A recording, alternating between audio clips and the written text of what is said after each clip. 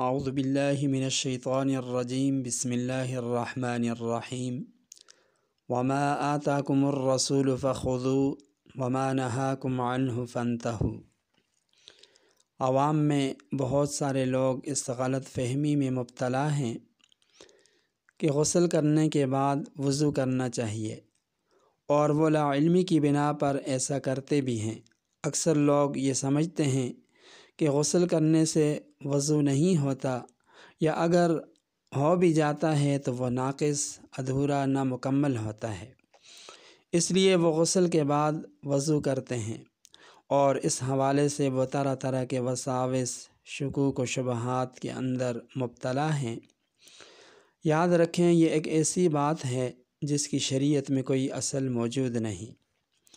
اصل مسئلہ یہ ہے کہ غسل سے پہلے وضو کرنا چاہیے، اور یہ غسل سے پہلے وضو کرنا یہ سنت طریقہ ہے، یہ بہتر طریقہ ہے۔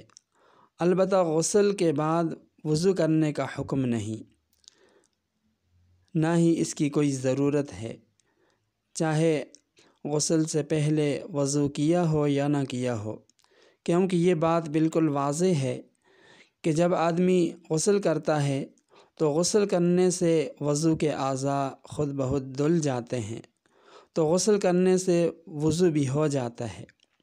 اس لیے اس معاملے میں بالکل اطمینان رکھیں، کسی قسم کے شک شبہ، غلط فہمی کا شکار نہ رہیں۔